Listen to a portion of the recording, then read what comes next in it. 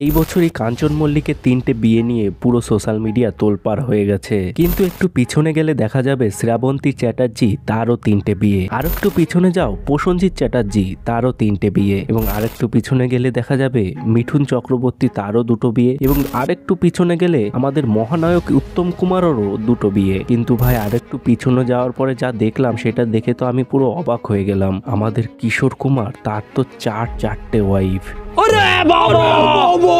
আজ এই ফিল্মি ইন্ডাস্ট্রির তারকাদের বহু বিবাহ নিয়ে গভীরভাবে অ্যানালাইসিস করতে চলেছি, তাই ভিডিওটা শেষ অবধি দেখতে থাকো। বিয়ে করলেন শ্রাবন্তী, সবাই জানতেন। রবিবার মডেল বয়ফ্রেন্ড কিষণ ব্রজের সঙ্গে এনগেজমেন্ট ছিল তার।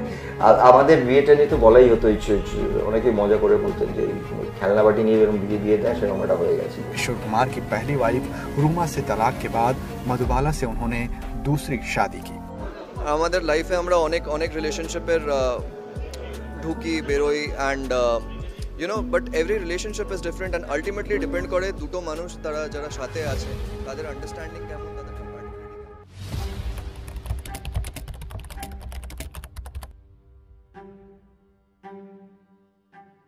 ওয়ার্ল্ডের সব থেকে বড় সংস্থা উইকিপিডিয়ায় স্পষ্টভাবে বিবাহের সংজ্ঞা দেওয়া আছে। বিবাহ বা বিয়ে হলো একটি সামাজিক বন্ধন বা বৈধ চুক্তি যার মাধ্যমে দুজন মানুষের মধ্যে দাম্পত্য সম্পর্ক স্থাপিত হয়। বিভিন্ন দেশে সংস্কৃতি ভেদে বিবাহের সংজ্ঞার তারতম্য থাকলেও সাধারণভাবে বিবাহ এমন একটি প্রতিষ্ঠান যার মাধ্যমে দুজন মানুষের মধ্যে ঘনিষ্ঠ ও যৌন সম্পর্ক সামাজিক স্বীকৃতি লাভ করে। কিছু সংস্কৃতিতে যে কোনো প্রকারের যৌন কর্মকাণ্ড পবিত্র হওয়ার পূর্বেই বিবাহ সম্পূর্ণ করাকে বাধ্যতামূলক হিসাবে পরামর্শ দেওয়া হয় অথবা বিবেচনা করা হয়। বিশদ বিকৃত সংজ্ঞার ভাষায় বলতে গেলে বিবাহ হলো একটি বৈশ্বিক সর্বজনীন সংস্কৃত।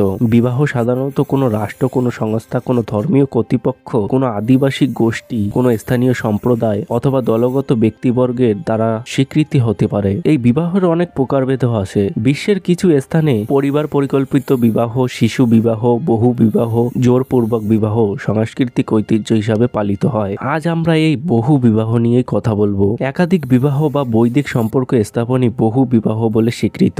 একজন পুরুষ যখন একাধিক নারীকে বিবাহ করে তা বোঝাতে সমাজ বিজ্ঞানীগণ পলিগনি শব্দটি ব্যবহার করেন। একজন মহিলা যখন একাধিক পুরুষকে বিবাহ করেন তা বোঝাতে সমাজ বিজ্ঞানীগণ পলিএন্ড্রি শব্দটি ব্যবহার করেন। কিন্তু বাংলায় দুটো শব্দের জন্য কোনো আলাদা প্রতিশব্দ না থাকায় ঢালাওভাবে বহু বিবাহই বলা হয়। এরপরে এক নজরে দেখে নিই আমাদের দেশের আইন কি বলে এই বহু বিবাহ নিয়ে। 1860 সালে ভারতীয় দণ্ডবিধি 494 এবং 495 নম্বর ধারায় খ্রিস্টানদের জন্য বহু বিবাহ নিষিদ্ধ ছিল। 1955 সালে হিন্দু বিবাহ আইনের খসড়া তৈরি করা হয়েছিল, যা এমন একজন হিন্দুর বিবাহ নিষিদ্ধ করা হয়েছিল যার পত্নী এখনো জীবিত ছিল। এইভাবে বহু বিবাহ 1956 সালে ভারতে অবৈধ হয়ে ওঠে। মুসলমানদের ব্যতীত এর সকল নাগরিকদের জন্য সমানভাবে যাদের 4টি স্ত্রী রাখার অনুমতি রয়েছে, এবং গোয়া ও পশ্চিম উপকূলে হিন্দুদের জন্য যেখানে বিবাহ বৈধ ছিল। একটি বহুগামী হিন্দু বিবাহ বাতিল এবং অকার্যকর 494 এবং 495 ধারায় উল্লেখিত শাস্তি প্রযোজ্য হলেও প্রথম স্ত্রীর যদি কোনো আপত্তি না থাকে তাহলেই সেই লোকটা বিবাহ করতে পারবে, কিন্তু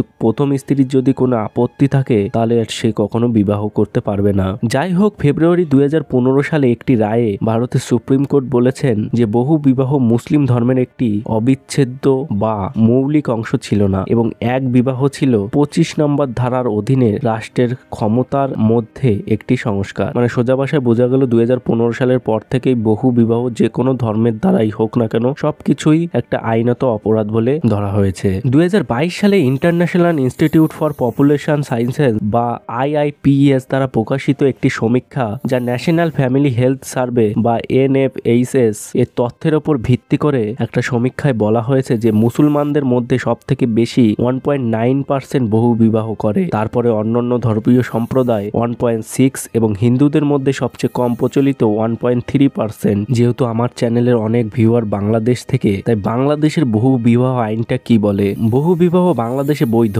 কিন্তু 1961 সালের একটি আইন অনুযায়ী সীমাবদ্ধ, যদিও প্রথাটি দ্রুত হ্রাস পাচ্ছে। পিইউ রিসার্চ সেন্টারের একটি সমীক্ষা অনুযায়ী বাংলাদেশে পুরুষদের মধ্যে 1%-এরও কম বহু বিবাহ করে, যা বহু বিবাহের অনুমতি দেয় এমন অন্য দেশে পাওয়া গড় হার হারের তুলনায় অনেক কম। একজন বাংলাদেশি মুসলমান পুরুষ একসাথে 4টি স্ত্রীকে বিবাহ করতে পারবে, তবে বিদ্যমান স্ত্রীদের তাদের কাছ থেকে অনুমতি নিতে হবে। স্ত্রী যদি অনুমতি দেয় তবেই সে বিয়ে করতে পারবে। বাংলাদেশে একজন হিন্দু পুরুষ যে কতজন স্ত্রী গ্রহণ করতে পারবে তার কোনো নির্দিষ্ট সীমা নেই, মানে এর কোনো আইনই নেই। এখন আসি মূল কাহিনীতে। আমাদের ওয়েস্ট বেঙ্গলের পপুলার নায়িকা শ্রাবন্তী চ্যাটার্জি 2003 সালে মাত্র 16 বছর বয়সে পরিচালক রাজীব কুমার বিশ্বাসকে বিয়ে করেছিলেন। রাজীব কুমার বিশ্বাস ওয়েস্ট বেঙ্গলের অনেক বড় পরিচালক। তার পরিচালনায় কিছু মুভি হলো দুজনে, অমানুষ, পাগলু, ইডিয়ট, খোকা 420, মজনু, বিন্দাস, পাওয়ার, লাভ এক্সপ্রেস এবং তোমাকে চাই। তাদের একটি ঝিনুক নামে ছেলেও রয়েছে। এই দম্পতির সম্পর্ক অবনতি হওয়ার পর শ্রাবন্তী রাজীবকে ডিভোর্স দিয়ে দেয়।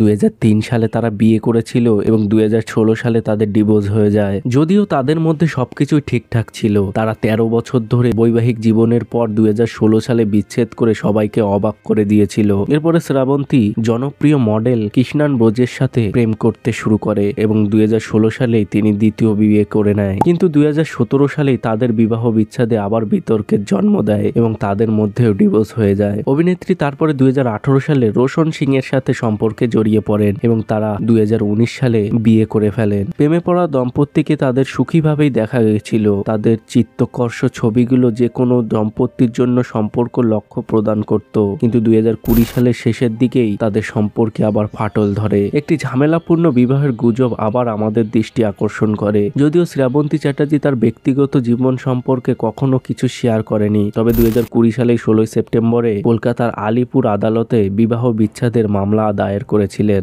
এদিকে টাইমস অফ ইন্ডিয়ার এক রিপোর্টে জানা গেছে রোশন সিং, যিনি এখনো শ্রাবন্তীর কয়েকজন বন্ধুর সাথে যোগাযোগ করেছেন, সম্প্রতি শ্রাবন্তীর বিরুদ্ধে একটি চমকপ্রদ অভিযোগ এনেছিলেন। একটি সংবাদ প্রতিবেদনে তার সাথে কথা বলার সময় তিনি দাবি করেছেন যে শ্রাবন্তী সামাজিক মিডিয়াতে প্রকাশ্যে বিচার শুরু করে তাকে মানহানি করেছেন। রোশন আরও অভিযোগ করেছেন যে অভিনেত্রী তাকে শরীর লজ্জা করেছেন, মানে হলো তার বন্ধুদের বলেছেন যে রোশন যেহেতু মোটা তাই সে তার সাথে প্রেম করতে পারবে না। যাই হোক, রোশন উল্লেখ করেছেন যে তিনি এই জিনিসগুলো সরাসরি তার থেকে শোনেননি, তবে যার কাছ থেকে এই তথ্যগুলো পেয়েছেন তারা সমস্তই তার বিশ্বস্ত লোক ছিল। এরপরে আসি প্রসেনজিৎ চ্যাটার্জির কথায়। তিনি 1994 সালে দেবশ্রী রয়কে বিয়ে করেন এবং তাদের মতভেদের জন্য 1995 সালে তাদের ডিভোর্স হয়ে যায়। তারপরেই তিনি 1997 সালে অপর্ণা গুহ ঠাকুরতার সাথে আবার প্রেমের সন্ধান পান। যদিও এটি পারস্পরিকভাবে 2003 সালে আবার বিবাহ বিচ্ছেদ হয়ে যায়। তারপরে তিনি অর্পিতা পালকে বিবাহ করেন এবং বর্তমানে তারা দুজনে একই সাথে সংসার করছে।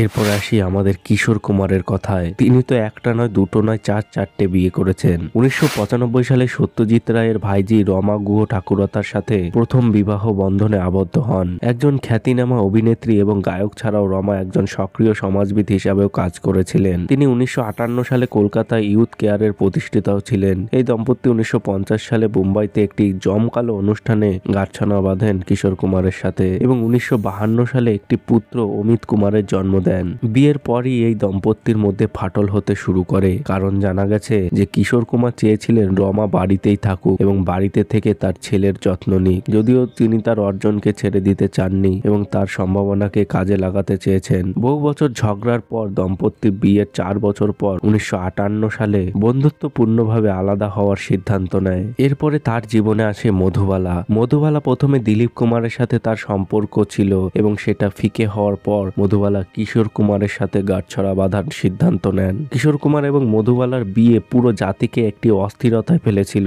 কারণ তিনি তার পিতামাতাকে খুশি করার জন্য তার ধর্ম পরিবর্তন করেছিলেন এবং একজন মুসলমান হয়েছিলেন, যারা তাদের জোটের তীব্র বিরোধিতা করেছিলেন। নাগরিক হিন্দু বিবাহের পরেও মধুবালাকে কিশোর কুমারের পরিবার মেনে নেয়নি। বিয়ের আগে মধুবালার হার্টে ছিদ্র ধরা পড়ে। মধুবালা যখন তার চিকিৎসার জন্য লন্ডনে যাওয়ার প্রস্তুতি নিচ্ছিলেন, ঠিক তখনই কিশোর কুমার তাকে সত্যিকারের ফিল্মি স্টাইলে ভালোবাসার প্রস্তাব দিয়েছিলেন। যদিও তারা তাদের স্বল্পস্থায়ী বিবাহিত জীবনের কিছু সময়ের জন্য সুরলা জীবনযাপন করেছিল, তাদের বিয়ের শেষ কয়েক বছরে দুজনে বিষণ্ণতার মধ্যে পড়েছিল, কারণ মধুবালার বেশিরভাগই শয্যাশয়ী ছিলেন এবং কিশোর তার চোখের সামনে তার জীবনের প্রেমকে বেদনাদায়কভাবে মরতে দেখেছিলেন। মধুবালার মৃত্যুর বহু বছর পর কিশোর কুমার শামী কাপুরের প্রথম স্ত্রী গীতা বালির ভাগ্নি যোগিতা বালির প্রেমে পড়েন। বলা হয়েছে যে কিশোর কুমারের সাথে বিবাহিত হওয়ার সময় যোগিতা মিঠুন চক্রবর্তীর সাথে একটা ছবি করছিল খোয়াব নামে। কিশোর কুমার এবং মিঠুনের মধ্যে শত্রুতা এমন মাত্রায় বেড়ে যায় যে কিশোর কুমার মিঠুনের জন্য গান গাইতেও অস্বীকার করে। করেন, যা বাপি লেহারির জন্য একটি আশীর্বাদ প্রমাণ হয়।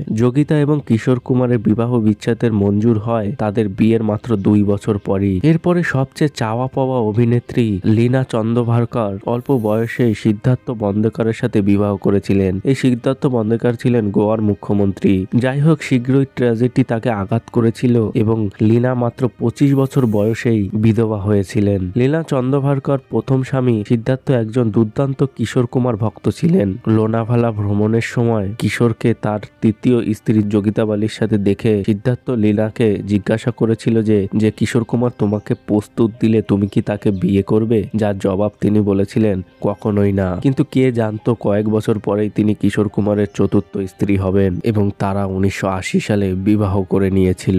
এবং যদি বলিউডের দিকে দেখা যায় তাহলে বলিউডের পপুলার অ্যাক্টরগুলোই বহু বিবাহ করেছে, যেমন সঞ্জয় দত্ত, আমির খান, বনি কাপুর, কামাল হাসান, দিলীপ কুমার, আরো অনেকে। এবং আমাদের মোস্ট হ্যান্ডসাম বয় ঋত্বিক রোশনেরও অনেক কাহিনী আছে। 20 ডিসেম্বর 2000 সালে রোশন বেঙ্গালুরুতে একটি ব্যক্তিগত অনুষ্ঠানে সুজেন খানকে বিয়ে করেন। তিনি একজন হিন্দু ফ্যামিলির ছিল এবং সুজেন একজন মুসলিম ছিলেন এবং তিনি বলেছেন যে তার বিশ্বাসকে সমানভাবে মূল্য দেন তিনি। এই দম্পতি দুটো পুত্রও রয়েছে, রেহান এবং রিধান। ঋত্বিক রোশন এবং সুজান ডিসেম্বরে 2023 সালে আলাদা হয়ে যান এবং নভেম্বর 2014 সালে তাদের বিবাহ বিচ্ছেদের চূড়ান্ত সিদ্ধান্ত নেওয়া হয়। এরপরে তিনি 2016 সালে ক্রিস 3 সহ অভিনেত্রী কঙ্গনা রানাওয়াতের বিরুদ্ধে সাইবার ট্র্যাকিং এর জন্য হয়রানির একটি মামলা দায়ের করেন থানায়। অভিযোগে অস্বীকার করে রানাওয়াত একটি পাল্টা অভিযোগ দাখিল করেন থানায় এবং তিনি দাবি করেন যে এই মামলাটি একটি সম্পর্ক ধামাচাপা দেওয়ার প্রচেষ্টা করে। মানে ঋত্বিক রোশনের প্রথম বিয়ে বিচ্ছেদের আগেই তারা দুজন ডেটিং করছিল।